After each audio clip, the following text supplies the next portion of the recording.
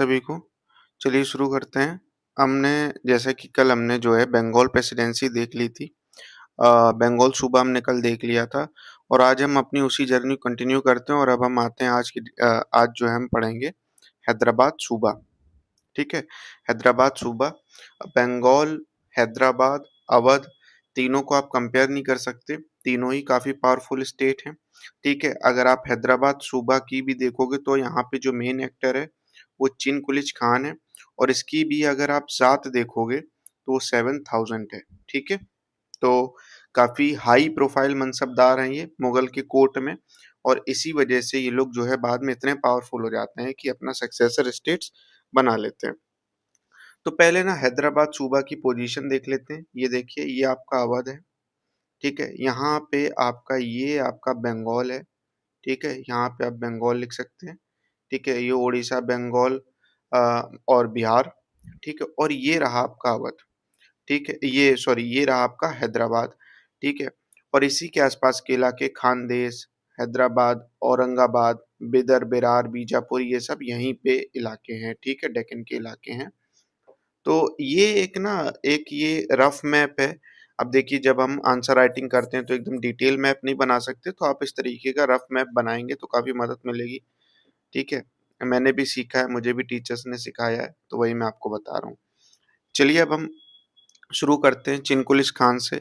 ये चिनकुलिस खान के बारे में हम पहले बात कर चुके हैं। जब हम डिक्लाइन ऑफ मुगल्स की बात कर रहे थे तब हमने इस चिनकुलिस खान को देखा था। इसको निज़ाम उल मुल्क भी बोलते हैं, इसको असफ जहान फर्स्ट भी बोलते हैं और इसका जो टेन्योर है वो 1724 टू 1748 है।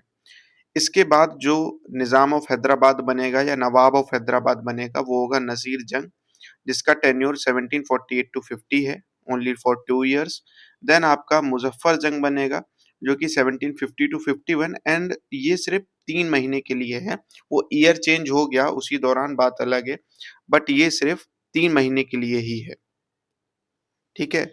अब नेक्स्ट आपका जो नवाब बनता है वो होता है सलाबत जंग और इसका जो टेन्योर है वो 1751 टू 62 है।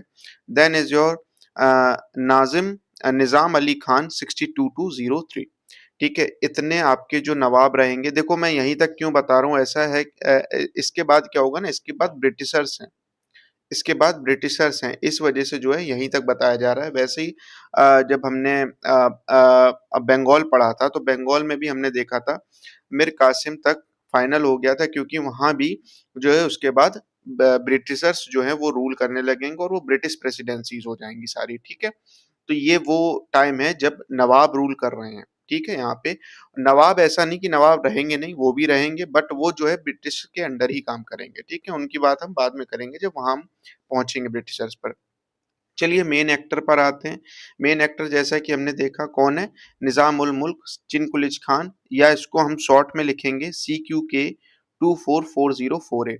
अब 244048 माने 1724, 1740 एंड 1748। अब ये 3 डेट क्यों लिखी हुई हैं अभी आपको पता चल जाएगा कि ये तीनों डेट्स क्यों इंपॉर्टेंट हैं।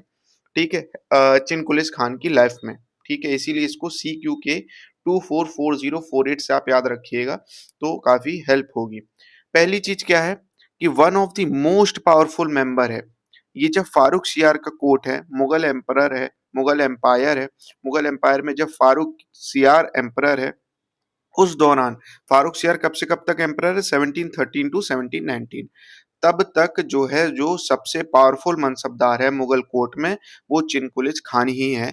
यही चीज यहाँ पे लिखी हुई है, one of the most powerful member at the Mughal court of emperor Farooq सियार 1319। ठीक है? तो अगर आप देखोगे तो पहले इसको जो है गवर्नरशिप दी गई थी अवध की। ठीक है? हालांकि जब हम अवध पढ़ेंगे तो वहां पे जो मेन एक्टर होगा वो सादत अली खान होगा, वहां से शुरुआत होगी। ठीक है? लेकिन पहले जो है ना इसको अवध की गवर्नरशिप दी गई थी। हालांकि बाद में क्या हुआ कि उसको जो है चेंज कर दिया गया और उसको डेक्कन में भेज दिया गया। और उस वजह से क्या हुआ, जब ये डेक्कन में पहुंचा तो उसको डेक्कन का कंट्रोल मिल गया पॉलिटिकल और फाइनेंशियल एडमिनिस्ट्रेशन पर। जो डेक्कन का पॉलिटिकल क्यों ऐसा क्यों था, क्योंकि आप ये जरा मैप देखिए, दिल्ली यहाँ कहीं है। अब दिल्ली से देखिए हैदराबाद की दूरी कितनी ज़्यादा है। तो वहाँ से मुगल एम्परर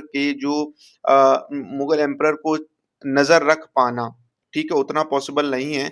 वहाँ पे एक बहुत ही जो है बोलते हैं ना विश्वसनीय मनसबदार को भेजना पड़ेगा, पावरफुल मनसबदार को भेजना पड़ेगा, जो कि इस इलाके को कैप्चर में रख सके। क्यों? क्योंकि आप देखिए ये इम्पोर्टेंट इलाका क्यों है? क्योंकि ये कोस्ट्स के किनारे है और कोस्ट से व्यापार होता है, ठीक है? पहली चीज़, दूसरा चीज़ ये काफ़ी वल्नरेबल है। क्यों वल्नरेबल है? क्योंकि इसके बगल में यहाँ मराठास हैं, ठीक है? बगल में मैसूर, ये सारे जो है अटैक करने को बैठे हैं, तो काफ़ी बार अटैक हो जाता है, क्योंकि वो भी जानते हैं मुगल से दूर है, ठीक है? तो इसलिए हैदराबाद में एक स्ट्रॉन्ग मनसबदार भेजना वाजिब था और वही हुआ कि जो है आपको क्या बोलते हैं चिन कुलिच खान को जो है साउथ में डेक्कन में भेजा गया, ठीक है? डेक्कन में भेजा गया, वहाँ की मनसबदारी मिली और उसका फ़ायदा ये उठाया चिन कुलिच खान ने कि वहाँ पे हैदराबाद में जो है वहाँ का पॉलिटिकल और फाइनेंशियल एडमिनिस्ट्रेशन पे काफ़ी मजबूत पकड़ बना ली, क्योंकि मुगल्स की वहाँ तक उतनी ज़्यादा निगरानी नहीं हो पाती है, ठीक है? अब उसके बाद आगे की बात करते हैं। अगर आप चिन कुलिच खान की बात करो तो constantly engage in the struggle against Marathas के साथ, क्योंकि आप देखिए हैदराबाद कहाँ है, बगल में ही मराठास है, ठीक है? इसके वेस्ट में ही सारे मराठास बैठे हुए हैं।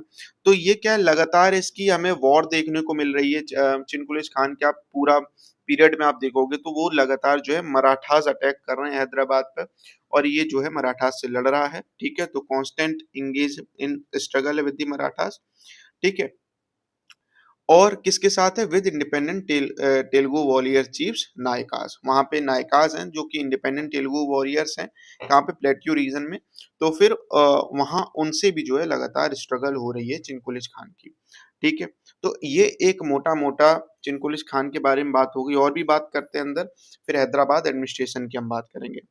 अब यहाँ पे क्या है कि चिन कुलिच खान की having ambition to do control area of the Coromandel coast, Chin Kulich Khan की एम्बिशन है, क्या एम्बिशन है कि जो कोरोमंडल कोस्ट है, कोरोमंडल कोस्ट को कंट्रोल करने की उसकी बहुत ही ज्यादा महत्वाकांक्षा है। क्यों है? क्योंकि जो कोरोमंडल कोस्ट है, देखो जैसा कि बात होती है ना, कोई भी कोस्ट हो, कोई भी कोस्ट हो, वो काफी इंपॉर्टेंट रोल प्ले करता है, क्योंकि वहां से व्यापार होता है, कोस्ट से ट्रेड होता है, तो काफी इंपॉर्टेंट हो जाता है कोस्ट। और ऐसा ही जो है ये चिन कुलिच खान चाह रहा था कि कोरोमंडल कोस्ट मेरे हाथ में आ जाए, क्योंकि वहाँ पे रिच टेक्सटाइल था, टेक्सटाइल काफ़ी रिच था वहाँ पे, ठीक है? क्योंकि वहाँ पे टेक्सटाइल प्रोड्यूस हो रहा है, ठीक है? कॉटन प्रोड्यूस हो रहा है और काफ़ी अच्छी मात्रा में प्रोड्यूस हो रहा है, लेकिन वो ऐसा कर नहीं पाया। क्यों नहीं कर पाया? क्योंकि उसको जो है ब्रिटिशर्स ने वहाँ रोक लिया। भाई ब्रिटिशर्स ने पहले ही वहाँ कब्जा जमा लिया अपना, ठीक है? रोकने का मतलब ये नहीं कि कोई मतलब उस तरीके से रोक लिया, मतलब एक है कि कब्जा जमा लिया, और ब्रिटिशर्स भी स्ट्रांग है, जैसा कि हमको पता है, ठीक है? अभी हम आगे बात करेंगे। Who were becoming increasingly powerful in that region, और उस रीजन में ब्रिटिशर्स जो है काफी ज्यादा पावरफुल हो रहे थे। किस रीजन में? कोरोमंडल कोस्ट पर। इस वजह से जो है ब्रिटिशर्स ने अपना वहां पे कब्जा जमा लिया था, और हैदराबाद का जो नवाब है चिन कुलिच खान, वो उस चीज को चेक नहीं कर पा रहा था, ठीक है? अब हम बात करते हैं कि अब हैदराबाद की क्या कंडीशन है चिन कुलिच खान के अंदर, ठीक है? चिन कुलिच खान राज कर रहा है, चिन कुलिच खान 244048। उस टाइम हैदराबाद कैसा दिख रहा है, कैसी पॉलिटी दिख रही है, कैसे एडमिनिस्ट्रेशन दिख रहा है, उसकी हम बात कर लेते हैं। तो Hyderabad was set up as an autonomous state within Mughal empire by Chin Kulich Khan in 1724। यहाँ क्या लिखा है? और जब हम चिन कुलिच खान की डेट पढ़ते हैं तो हम क्या पहले डेट पढ़ते हैं? 24। यहाँ से आपको समझ में आएगा कि चिन कुलिच खान के लिए 24 डेट क्यों इंपॉर्टेंट है। क्यों इंपॉर्टेंट है? क्योंकि 1724 में ही चिन कुलिच खान हैदराबाद को as an autonomous state setup कर रहा है, ठीक है? कब? 2024, 1724 में। और कैसे कर रहा है वो? हाउ? बाय डिफीटिंग मुबरीज खान को हरा रहा है चिन कुलिच खान, जो कि उस टाइम एग्जिस्टिंग नाजिम है, गवर्नर है हैदराबाद सूबा का, उसको हरा रहा है 1724 में चिन कुलिच खान, और वो जो है ऑटोनॉमस स्टेट बना लेता है मुगल एम्पायर का, ठीक है? विद इन मुगल एम्पायर के अंतर्गत, ठीक है? हैदराबाद को। इस वजह से 1724 की डेट चिन कुलिच खान के लिए इंपॉर्टेंट है। अब 40 क्यों इंपॉर्टेंट है? अब हमें ये समझना है। हमें 24 डेट समझ में आ गई कि 1724 चिन कुलिच खान के लिए क्यों इंपॉर्टेंट है, हमें समझ में आ गया। अब 40 क्यों है, आपको ये बात ध्यान रखनी है, ठीक है? अब आप देखिए चिन कुलिच खान 244048, इसके अंडर में क्या हो रहा है इसके बारे में बात कर लेते हैं। पहली चीज, ये इंपॉर्टेंट लीडर है, ठीक है, तुरानी ग्रुप से संबंधित है। देखे जैसे कि हमने जो मुगल कोर्ट है उसमें अगर अलग अलग ग्रुप्स के मनसबदार हैं, जैसे कि जब मैंने बात की थी कि औरंगजेब ने डेक्कन में गोलकोंडा और बीजापुर को कैप्चर किया, तो वहां के जो नोबल्स थे उनको उसने मनसबदारी सिस्टम में एब्जॉर्ब कर लिया और उस ग्रुप को डेक्कनी ग्रुप कहा गया।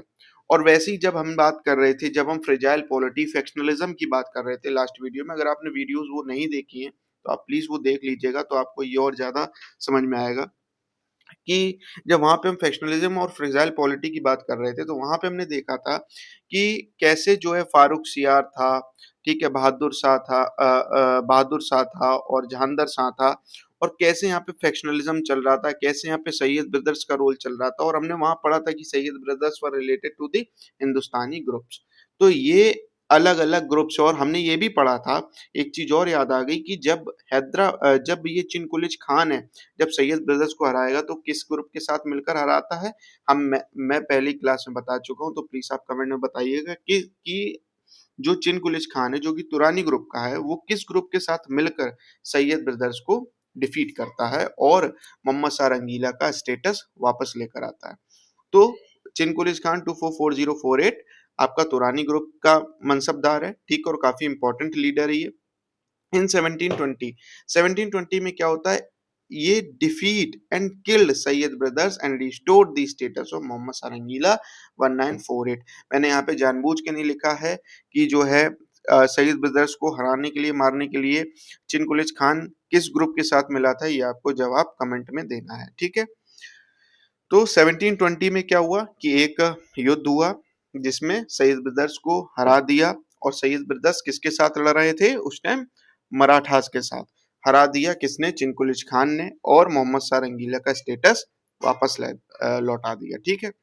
तो अब जाहिर सी बात है, जब 1720s की बात हो रही है, इसमें मोहम्मद शाह रंगीला का स्टेटस वापस आया, तो भाई एम्परर खुश होगा कि नहीं होगा।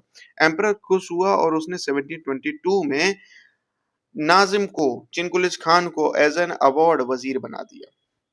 तो 2 साल के लिए जो है आपका चिनकुलिच खान वजीर रहा। तो आप सोच सकते हैं इसकी कितनी पावर है कि एक वजीर जो वन ऑफ द हाईएस्ट मनसब होता था, वो उस पोस्ट पर ये बैठा हुआ है 2224 के लिए, ठीक है, 2 साल के लिए।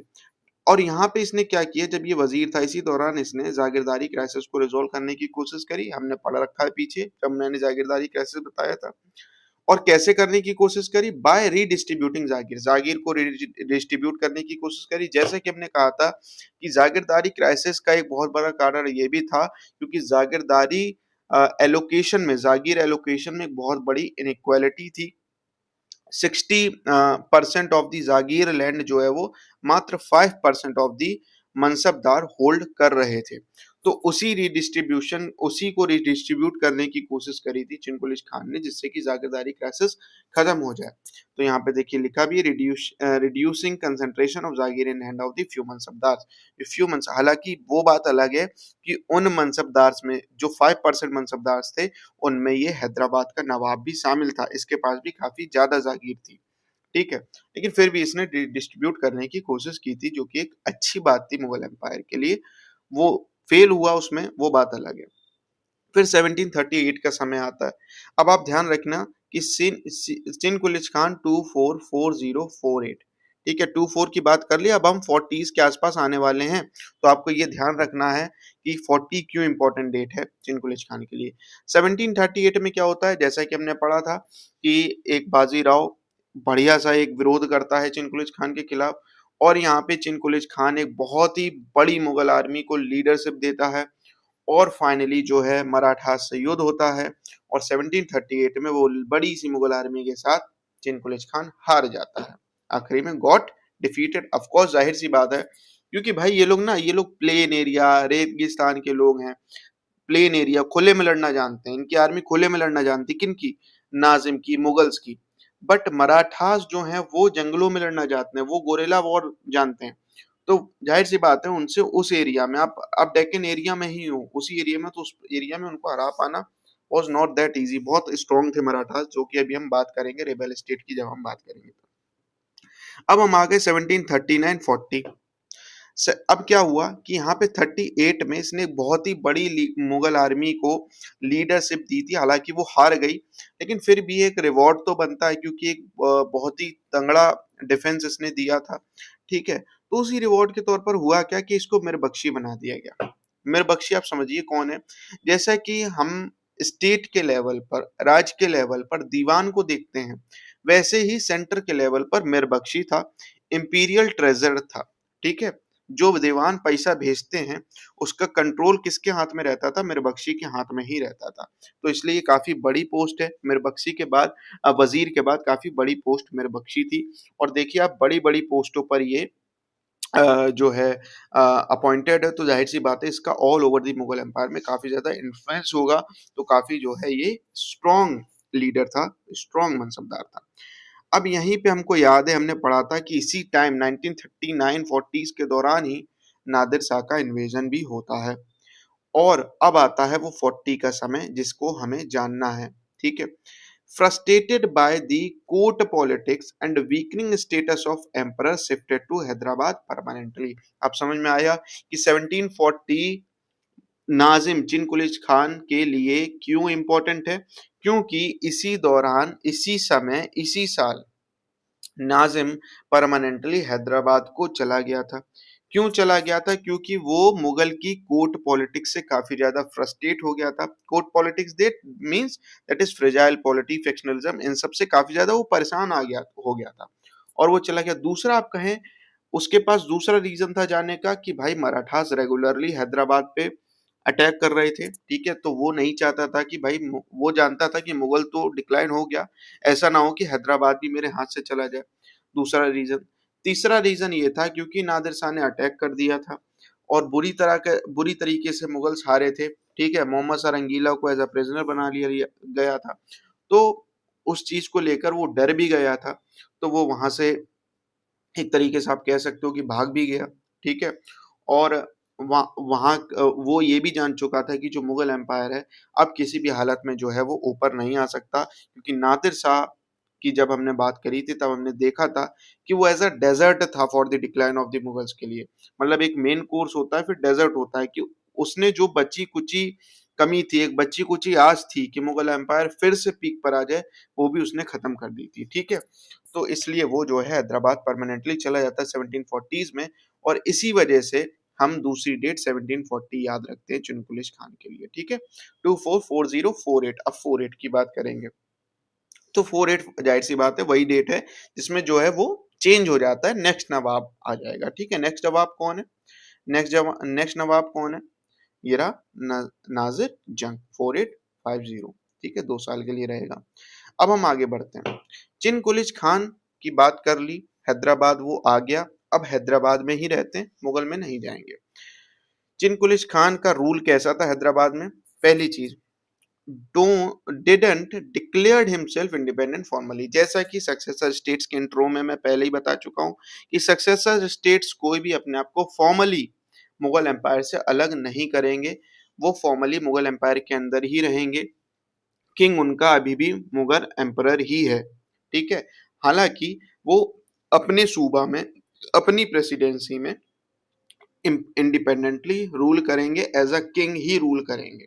ठीक है, बट किंग नाम की नहीं है, वो काम के किंग है। ठीक है, बाय 1748 तक अगर आप आते आते देखोगे, मतलब नाजिम का पूरा समय काल होने जा रहा है, तब तक आप देखोगे तो मुगल एम्परर जो है वो सिर्फ एक सिंबॉलिक एंटिटी रह जाता है, कि मुगल एम्पायर सिर्फ नाम का है। जमीनी तौर पर हैदराबाद में मुगल्स को कोई जान भी नहीं रहा, भूल चुके हैं, उनको सिर्फ अपने नवाब के बारे में पता है, उनको पता है कि नवाब इज द किंग। ठीक है, तो सिंबॉलिक आइडेंटिटी रह गई है। सिंबॉलिक जैसे कि किस तरीके का सिंबॉलिक, कि कॉइन्स में अभी भी मुगल्स का नाम चल रहा है, कॉइन्स में अभी भी मुगल्स दिख रहे हैं। प्लस कहाँ दिख रहे हैं कि जो फ्राइडे की प्रेयर होती है, देखिए इस्लाम में फ्राइडे की प्रेयर काफी इंपॉर्टेंट होती है, तो उस फ्राइडे की प्रेयर में, खुतबा में अभी भी जो है, खुतबा बोलते हैं, खुतबा में अभी भी जो है मुगल एम्परर का नाम लिया जा रहा है। ठीक है, नेक्स्ट चीज क्या है? No influence of Mughal. अब यहाँ पे आप देखने को मिला कि सिंबॉलिक आइडेंटिटी तो दिख रही है कि कहाँ पे मुगल्स हमको नजर आ रहा है, फ्लैग वगैरह मुगल्स का दिख रहा है, किंग मुगल्स बताया जा रहा है, कोई पूछ रहा है नवाब से who is the king of your empire, तो वो मुगल एम्पायर का नाम ले रहा है, कॉइन्स में मुगल एम्पायर का नाम है, और प्रेयर में जो फ्राइडे प्रेयर है, खुतबा है, उसमें मुगल एम्पायर का नाम लिया जा रहा है। लेकिन जमीनी तौर पर क्या चीजें होती कि भाई वॉर एंड पीस के डिसीजन में कोई भी इन्फ्लुएंस नहीं है मुगल एम्पायर का। मुगल एम्पायर कुछ भी कहे, हैदराबाद का नवाब वही करेगा या सक्सेसर स्टेट्स वही करेंगे जो उनको सही लगेगा, उनको जिसके साथ लगेगा वॉर करेंगे, जिसके साथ लगेगा पीस कर लेंगे। ट्रिटीज को लेकर भी कोई भी इन्फ्लुएंस नहीं है, कोई भी से नहीं है एम्पायर का। गिविंग मनसब, मनसब किसको देना है किसको नहीं देना है, किसको कहाँ ट्रांसफर करना है, किसको अपॉइंट करना है, इस पर भी मुगल एम्पायर का कोई भी से या कोई भी इन्फ्लुएंस नहीं है। ठीक है, तो आप देख रहे हैं कि जमीनी तौर पर जो है मुगल एम्पायर्स का इन्फ्लुएंस खत्म हो चुका है और यहाँ पर नवाब इंडिपेंडेंटली रूल कर रहा है, बट फॉर्मली कोई भी टैक्स खत्म नहीं हुआ है। यही सक्सेसर स्टेट्स की खासियत थी। तो आपको देखने को मिलेगा कि हमने जो सक्सेसर स्टेट्स में जो चीजें पढ़ी वही चीज यहाँ पे और डिटेल में वही चीज रिपीट होंगी। इसीलिए मैंने सक्सेसर स्टेट का आपको इंट्रो इस हिसाब से दे दिया था कि अगर आपको इसकी डिटेल्स बोलते हैं ना कि बिल्कुल डीप चीजें याद ना आए तो आप सक्सेसर स्टेट्स का इंट्रो से उठा के मोटी मोटी चीज आप तीनों सक्सेसर स्टेट्स में अप्लाई कर सकते हैं, लिख सकते हैं। ठीक है, अब ओवरऑल हैदराबाद देख लेते हैं कि ओवरऑल हैदराबाद में क्या सोसाइटी है, क्या पॉलिटी है, किस तरीके से काम धाम चल रहा है। देखो, अब मेजॉरिटी पॉपुलेशन जो है वो हिंदू है हैदराबाद में, ठीक है, और हिंदू जो है वो इकोनॉमिकली पावरफुल है। तो जाहिर सी बात है जो नवाब है वो नहीं चाहेगा कि हिंदू से कोई भी द्वेष हो, वो हमेशा उनसे फ्रेंडली रिलेशनशिप रखना चाहेगा। तो उसने क्या किया, उसके लिए उसने हिंदूज के लिए टॉलरेंस की नीति अपनाई, टॉलरेट किया, उनको ह्यूमिलिएट नहीं किया। ठीक है, जिससे कि हिंदूज जो है वो उसका सपोर्ट करें, विरोध ना करें, क्योंकि अगर किसी किंगडम में विरोध होना शुरू हो जाए तो समझ जाइए उस किंगडम का खत्म होने के दिन आना शुरू हो गए हैं, डिक्लाइन शुरू हो गया। नेक्स्ट चीज क्या है, तो कोई अगर जमींदार, कोई मनसबदार या कोई भी अगर नवाब का अपोज कर रहा है, विरोध कर रहा है, तो जाहिर सी बात है उसको क्या पनिशमेंट दी जाती थी। ठीक है, जैसा कि बंगाल में भी पढ़ा था और हम अवध में भी पढ़ेंगे, यही सब चीजें अवध में भी पढ़ेंगे, बट हमको एक एक करके पढ़ना जरूरी है क्योंकि कुछ चीजें जैसे कि बंगाल में जगत sets was the important part. ठीक है, अवध में पढ़ेंगे हम, तो वहां भी हम देखेंगे कुछ चीजें इंपॉर्टेंट है, हैदराबाद की कुछ चीजें इंपॉर्टेंट है स्पेसिफिकली। ठीक है, पावरफुल वतन जागीर, जो पावरफुल वतन जागीरदार थे, देखिए अब आप अब यहाँ पे आपको क्या दिखा अभी तक, उसने सोशल तौर पर अपनी मजबूती बना ली है। कैसे बना ली भाई, जो मेजोरिटी पॉपुलेशन वो हिंदू है, अब हिंदू का वो विरोध नहीं होने देगा क्योंकि वो जो है उनके लिए टॉलरेंट नीति अपना रहा है, सोशली वो मजबूत हो गया। अब अगली चीज, अब वो देखिए पॉलिटिकली, इकोनॉमिकली, हर एक पॉइंट से आप देखिए कैसे मजबूत होगा।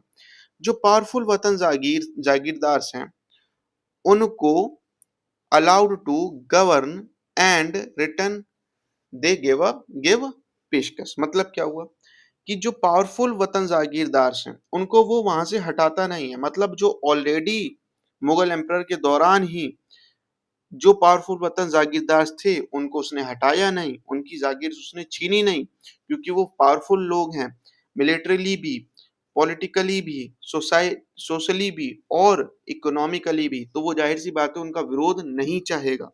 तो वो क्या करता है, कहता है कि भाई आप अपनी जागीर पर रहो, जैसे पहले वतन जागीर थी वैसे आपकी है, बट अब आप मुझको पेशकश दोगे। पेशकश है ना, नजराना टाइप, पेशकश टाइप, तो पेशकश दोगे। कितना होता था पेशकश, जो भी लैंड रेवेन्यू कलेक्ट होगा उसका 10%, 10% आपको जो है पेशकश देना है, जिससे कि एक एक है ना कि एक पता चल जाए कि हु इज द नवाब। ठीक है, 10% मैं नवाब को दे रहा हूँ पेशकश, मतलब मैं नवाब की अथॉरिटी को मान रहा हूँ। ठीक है, तो इसलिए पेशकश लिया जा रहा है। तो अब जाहिर सी बात है इन वतर जागीरदार की कोई भी जागीर नहीं गई, तो ये सपोर्ट करते थे नाजिम को। ठीक है, ये नाजिम को सपोर्ट करते थे, ये भी जो है अब कॉम्प्रोमाइज हो गया था इनका। अब यहाँ से देखिए पॉलिटिकल इकोनॉमिकल बेनिफिट मिला ना नाजिम को कि उनका विरोध नहीं होगा।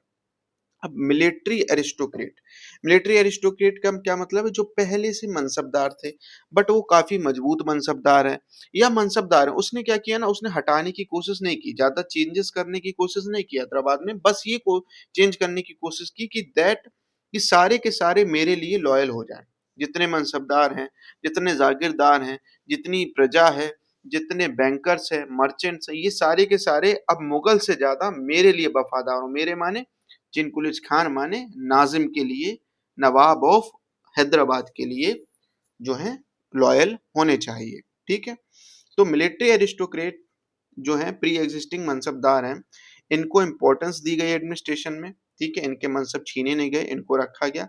तो जाहिर सी बात है इसके बदले नाजिम को इनसे क्या मिल गया, मिलिट्री सपोर्ट मिल गया। देखो मिलिट्री सपोर्ट भी मिल गया, पॉलिटिकल भी मिल रहा है, पॉलिटिकल इकोनॉमिक दोनों दे रहे हैं ये जागीरदार, क्योंकि ये लोग पेशकश दे रहे हैं। ठीक है, पेशकश दे रहे हैं तो पेशकश इकोनॉमिक बेनिफिट ही तो है। ठीक है, अगली बात करते हैं। अब देखिए जैसा कि हमने सक्सेसर स्टेट्स का जब इंट्रो बताया था तब बताया था कि राइज किसका होगा, नए सेक्शन का राइज होगा, जो मैन ऑफ मनी सेक्शन है उसका राइज होगा। मर्चेंट्स, मनी लेंडर्स, इजारादार्स, इंटरमीडियरी जमींदार, इन सब का राइज देखने को मिलेगा। ठीक है, वैसे यहाँ भी हो रहा है। मर्चेंट्स एंड मनी लेंडर्स, उन पर टैक्स जबरदस्ती नहीं लगाया गया या उल्टा सीधा टैक्स नहीं लगाया गया, आर्बिट्रेरली मतलब उल्टा सीधा टैक्स नहीं लगाया गया, जो वाजिब टैक्स है वो लगाया गया। प्लस उनको सिक्योरिटी ऑफ प्रॉपर्टी दी गई, कह दिया गया कि भाई आप टेंशन नहीं लो, आपकी कोई भी प्रॉपर्टी, कोई भी संपत्ति आपसे छीनी नहीं जाएगी। तो इससे क्या होगा, मर्चेंट मर्चेंट और मनी लेंडर खुश होगा कि नफरत करेगा, जाहिर सी बात है उससे उसको खुशी होगी, भाई उससे कोई फर्क नहीं पड़ता हु इज द किंग, उसको ऑन द ग्राउंड उसको बेनिफिट मिलना चाहिए। ठीक है, वही हो रहा है, मर्चेंट्स को, मनी लेंडर्स को बेनिफिट मिल रहा है। प्लस अब इनको बोलते हैं ना कि एक चेरी चाहिए। चेरी क्या है कि मनसबदार भी, इनको मनसबदार भी बनाया गया, इनको मनसब भी दिए गए। मुगल के टाइम में ऐसा नहीं था, ट्रेडिशनली ऐसा कुछ नहीं हो रहा था कि मर्चेंट मनी लेंडर्स हो आप इकोनॉमिकली पावर हो तो आपको मनसब दे दिया जाए, नहीं, सिर्फ नोबल्स को दिया जाता था। बट यहाँ पे क्या हो रहा है, नाजिम क्या कर रहा है, इनको खुश करने के लिए मनसब भी इनको दे रहा है और इनको मनसबदार भी बना रहा है। प्लस इन पर कोई भी उल्टा सीधा टैक्स नहीं लगा रहा है, प्लस इनको सिक्योरिटी दे रहा है इनकी प्रॉपर्टी पर, तो ये सपोर्ट करेंगे ही भाई, कोई ऑप्शन ही नहीं है। और ऐसा इनको मुगल में इतना बेनिफिट नहीं मिल पा रहा था, तो नाजिम को इनसे क्या हुआ, फाइनेंशियली सपोर्ट मिला। ठीक है, अगली चीज, इजारादार्स का राइज होगा। ठीक है, क्यों, क्योंकि एक रेवेन्यू सिस्टम स्ट्रांग होना चाहिए, टाइमली रेवेन्यू आना चाहिए, तो ये क्या करेंगे, इजारदारी सिस्टम को प्रमोट करेगा हर एक सक्सेसर स्टेट्स, और उसके लिए इजारदार्स का जो है यहाँ पे राइज होगा ही होगा। और ये इजारदार्स कौन है, कोई और नहीं है, मैन ऑफ मनी है, क्योंकि बोली वही लगाएगा, हाई बोली वही लगाएगा जिसके पास पैसा होगा। ठीक है, और इन्हीं को ही हम जब ब्रिटिशर्स के टाइम में पढ़ेंगे तो फार्मिंग सिस्टम, इजारदारी सिस्टम को ही कहा जाता है, और इजारदार्स को रेवेन्यू फार्मर्स कहा जाता है। प्लस इनके साथ भी क्या हुआ कि इनको भी मनसबदार बनाया गया। ठीक है, इनको भी मनसबदार बनाया गया, तो ये देखिए जाहिर सी बात है इनको जो पहले से बेनिफिट था वो तो है ही, प्लस साथ में और बेनिफिट मिल रहे हैं, तो इनको ज्यादा बेनिफिट जो देगा वो उसी को सपोर्ट करेंगे, और ऐसे ही हुआ, इजारदार्स भी इनको सपोर्ट करने लगे, किसको, नवाब को। तो ओवरऑल हमें क्या देखने को मिला, overall we can see remarkable change in traditional mansabdari system of the Mughals. हमें बिल्कुल दिखाई दे रहा है कि जो ट्रेडिशनल मनसबदारी सिस्टम था मुगल्स का, उसमें हमें काफी ज्यादा चेंज देखने को मिल रहा है। खास तौर पर सबसे ज्यादा चेंज क्या है, सबसे बड़ा चेंज क्या है, यहाँ पे merchants, money lenders, bankers, intermediate जमींदार, इनको मनसबदारी सिस्टम में जो है ऐड किया जा रहा है, एब्जॉर्ब किया जा रहा है। ठीक है, प्लस एक काफी efficient land revenue system establish किया जा रहा है, मतलब ऐसी ऐसी चीजें हो रही हैं जो कि मुगल के टाइम पे नहीं हो रही थी, मुगल के टाइम पे वो चीज नॉर्मल तौर पर नहीं थी। जैसे कि rise of man of finance and revenue, मतलब वही बैंकर्स और मर्चेंट्स की बात हो रही है, इन सब का राइज हो रहा है into mansabdari system, while traditionally military aristocrat dominate mansabdari system. पहले क्या होता था, जो मिलिट्री एरिस्टोक्रेट होते थे, मिलिट्री एरिस्टोक्रेट माने मनसबदार, मिलिट्री और aristocrat, military bureaucracy system, मनसबदारी system, याद आ रहा है कि नहीं, तो वही चीज यहाँ पे बोले military aristocrat, that is the nobles, उनका जो है बोलबाला होता था पहले मनसबदारी सिस्टम में, कब, मुगल्स के टाइम पर। बट अब क्या है, अब जो है मिलिट्री एरिस्टोक्रेट्स तो हैं ही, बट यहाँ पे man of finances, revenue, that is the merchants, money lenders, bankers, intermediate जमींदार, इनका भी इन्वॉल्वमेंट हो रहा है एडमिनिस्ट्रेटिव सिस्टम में, मनसबदारी सिस्टम में। ठीक है, ये एक नई बात थी जो कि आपको मुगल्स के दौरान नहीं देखने को मिली थी। अब अगली चीज क्या है, मैनी तनख्वाह जागीर्स वर कन्वर्टेड टू वतन jagirs to get support of mansabdar. जाहिर सी बात है, आपको किसी का सपोर्ट ज्यादा चाहिए तो उसको ज्यादा देना पड़ेगा। तो यही यहाँ पे भी हो रहा है कि जो तनख्वाह जागीर्स थी, तनख्वाह जागीर्स मतलब क्या है कि भाई जो आपकी सैलरी है, ठीक है, वो आपको एज अ जागीर के तौर पर दी गई है और कह दिया गया है कि भाई यहाँ से आप लैंड रेवेन्यू कलेक्ट करो, अपने पास रखो, वही आपकी सैलरी है। ठीक है, आपको कैश नहीं दे रहे हैं, आपको वो काइंड मिल रहा है, जागीर के तौर पर आपको सैलरी दे रहे हैं। और तनख्वाह जागीर का क्या सिस्टम है भाई, कभी भी आपकी वो जागीर बदली जा सकती है, कभी भी आपकी वो जागीर वापस ले लेगा किंग और कहेगा कि नहीं भाई आज से आप नगदी मनसबदार हो, आज से आपको मैं पैसा दूंगा, कैश दूंगा, जागीर नहीं दूंगा, वो तो मुगल की मर्जी है। लेकिन अगर वही जागीर को वतन जागीर बना दिया गया तो आपकी वो जागीर हेरिडेटरी हो जाएगी, अब आपसे वो किंग भी नहीं छीन सकता। ठीक है, तो वतन जागीर सबको ही लेना चाहता है, तो वही यहाँ पे हुआ। मनसबदार को क्या किया गया, उनका सपोर्ट लेने के लिए नाजिम ने, नवाब्स ने क्या किया, वतन जागीर्स में कन्वर्ट कर दिया गया उनकी तनख्वाह जागीर्स को, और नए नए मनसबदार को बड़ी बड़ी वतन जागीर्स दी गई, जिससे नवाब को, नाजिम को उन मनसबदार का सपोर्ट मिल पाए। ठीक है, लेकिन ट्रेडिशनली ऐसा नहीं था, ज्यादातर जागीर्स कैसी थी ट्रेडिशनली, तनख्वाह जागीर ही थी मनसबदारी सिस्टम में, क्योंकि ज्यादा से ज्यादा वतन जागीर देना एडमिनिस्ट्रेशन के लिए एक नुकसान का सौदा है, क्योंकि वहां से मिल क्या रहा है, वहां से 10% पेशकश मिल रही है, और अब वहां पे आपका पावर भी खो चुका है, आप उस नवाब से वो छीन ही नहीं सकते, आप उस मनसब से वो छीन ही नहीं सकते मनसबदार से। तो ठीक है, तो ये एक नुकसान का सौदा है, लेकिन नवाब को यहाँ फायदा ये हो रहा है कि उसको सपोर्ट मिल रहा है, उसको सपोर्ट चाहिए। ठीक है, मेन उसके लिए सपोर्ट है, क्योंकि अब तो पूरा हैदराबाद उसका है ना। Like Bengal suba, here also power was diffuse, जैसा कि हम यहाँ देख सकते हैं कि जैसे बंगाल में हमने देखा था कि पावर सेंट्रलाइज नहीं थी, सारी पावर ऐसा नहीं कि नवाब के पास ही है, वहां पे जगह सेट्स हैं, बैंकर्स हैं, इंटरमीडिएट जमींदार हैं, सबके पास पावर डिफ्यूज्ड है। वैसे यहाँ पे भी हमें देखने को मिला कि पावर जो है वो पूरी तरीके से सेंट्रलाइज्ड नहीं है, डिफ्यूज्ड है, नीचे के तबके के लोगों के पास भी पावर है, that is money lenders, bankers, merchants, इनके पास पावर है। ठीक है, इजारादार, इनके पास भी पावर है, तो यही चीज यहाँ भी देखने को मिला। प्लस अब ऐसा क्यों था, डिफ्यूज क्यों थी पावर, क्योंकि नाजिम को क्या चाहिए, सपोर्ट चाहिए, to get support of influential section they were coopted by giving them important positions. जाहिर सी बात है, नवाब को जो है सपोर्ट चाहिए जो इन्फ्लुएंशियल सेक्शंस हैं, और उसके लिए वो क्या कर रहा है, उनको मनसब दे रहा है, जागीर से दे रहा है, उनको लॉ एंड ऑर्डर स्टेबिलिटी दे रहा है, उनको सिक्योरिटी ऑफ प्रॉपर्टी दे रहा है, उनको जो है आर्बिट्रेरी टैक्स नहीं लगा रहा है, परेशान नहीं कर रहा है। तो इन सब के सपोर्ट से जो है नाजिम पावर में आ रहा है, क्योंकि अगर आप बोलते ना कि आप किंग हैं, लेकिन आपके एडमिनिस्ट्रेशन ने, आपके सब्जेक्ट्स ने, आपकी प्रजा ने अगर आपकी सुनना बंद कर दिया तो आप किंग है ही नहीं। बट आप किंग नहीं है, लेकिन आपकी एडमिनिस्ट्रेशन आपकी सुनता है, जो आप कहते हैं वो एडमिनिस्ट्रेशन करता है, प्रजा से आप जो कहते हैं उस पे प्रजा आपकी बात पे ज्यादा इन्फ्लुएंस होती है, तो जमीनी तौर पर आप ही इनडायरेक्टली किंग हो जाएंगे, भले ही फॉर्मल तौर पर किंग ना हो। वही इन नवाबों के साथ, वही इन सक्सेसर स्टेट्स के साथ हो रहा था कि इन्होंने सारी चीज ऑन ग्राउंड्स अपने कंट्रोल में कर ली थी, बट फॉर्मली जो है वो मुगल एम्पायर के अंतर्गत ही है। तो इसके साथ ही हमारा हैदराबाद सूबा खत्म होता है। सारी चीज बता दी जितनी इंपॉर्टेंट है एग्जाम के लिए, उससे ज्यादा ही चीजें हैदराबाद सूबा के लिए बता दी हैं, बहुत है। नेक्स्ट क्लास में हम अवध की बात करेंगे और रिबेल स्टेट शुरू करेंगे, कोशिश करेंगे कि रिबेल स्टेट शुरू हो जाए, और मराठास, क्योंकि अवध में भी लगभग इतना ही समय लग जाएगा, इतनी ही चीजें उसमें भी हैं, और रिबेल स्टेट्स में हम सबसे पहले मराठास की बात करेंगे। ठीक है, इसके साथ हमारी क्लास यहाँ पे खत्म होती है। ठीक है, और thank you for watching, I hope आपको बढ़िया लगा हो, सब कुछ समझ में आया हो, and please like, subscribe and share. Thank you so much. जय हिंद, जय भारत।